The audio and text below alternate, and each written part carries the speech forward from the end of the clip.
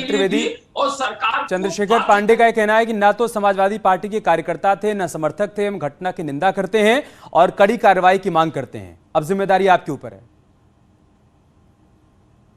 दो पहलू है। पहला तो ये कि बीजेपी ना तो मुसलमानों के खिलाफ है और ना मुसलमान भाजपा के खिलाफ है।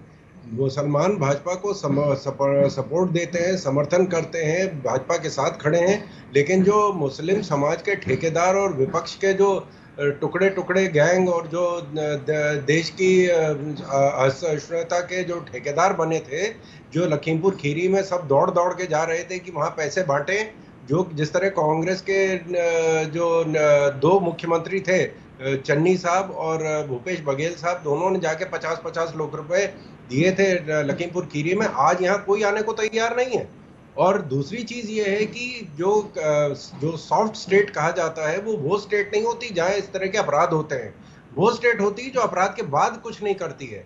अपराध के बाद हम क्या करते हैं, ये आपने पहले भी देखा है कि जब दंगे 2 बार कोशिश करी गई, तो उत्तर प्रदेश में दंगा कराने की साजिश करी गई थी विपक्ष के संरक्षण में। उसके बाद क्या उत्तर प्रदेश सरकार ने किया है वो आपने देखा है। 1100 इनकाउंटर हुए हैं, 42,000 लोग या तो जेल में ही या प्रदेश छोड़ के जा चुके हैं। ये इस तरह की घटनाएं सिर्फ प्रेरित की जाती हैं। कोई भी इकट्ठा होके एकदम से मारपीट शुरू कर देगा, ऐसा नहीं होता है। ठीक है, पांडे जी को स्क्रीन पे लाइए। चंद्रशेखर पांडे, शरद त्रिवेदी का कहना है कि लखीमपुर खीरी तो समाजवादी पार्टी का प्रतिनिधिमंडल पहुंच गया था, यहां जाने में इतनी देरी क्यों? कहूं कि मैं अपने भाई को यह कहना चाहूंगा कि जनता जनार्दन ने जनादेश दिया है।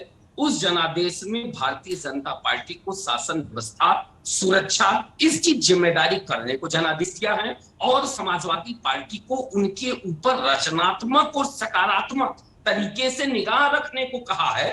तो जनता के जनादेश पर हम सम्मान करते हैं। ये काम भारतीय जनता पार्टी की नवगठित सरकार की है, वहां पे जाना चाहिए। भारत समाजवादी पार्टी आवश्यकता अनुसार, मैंने कहा कि सरकार बिल्कुल नवगठित है, इनके हम निगाह बनाए हुए, सकारात्मक और रचनात्मक दोनों तरीके से निगाह बनाए हुए हैं और हम इनका क्रियाकलाप, इनके द्वारा किए गए कृत्य के कार्य का निगरानी रखेंगे। और यदि ये सही कार्य नहीं करेंगे तो जिस तरह से लखीमपुर में हमारी टीम गई, वैसे वहां भी हमारी टीम जाएगी। क्योंकि उत्तर प्रदेश की जनता, चाहे वो किसी धर्म की हो, किसी जाति की हो, हमारे लिए महत्वपूर्ण है, क्योंकि हम समाजवादी जाएगी लेकिन गई नहीं है। ठीक है, आलोक वत्स, क्या भारतीय जनता पार्टी ने जिस तरीके से नारा दिया, सबका साथ, सबका विकास, सबका विश्वास, और उसके बाद हर योजना का लाभ बगैर धर्म, बगैर जाति देखे हर किसी तक पहुंचाया, उसी का परिणाम है कि अब मुस्लिम वर्ग से भी लोग भारतीय जनता पार्टी का समर्थन करने लगे हैं। उसी की तस्वीर हमें कुशीनगर में देखने को मिली थी और ये बात एक तबके को परेशान कर रही है, उसे बर्दाश्त नहीं हो पा रही है क्या?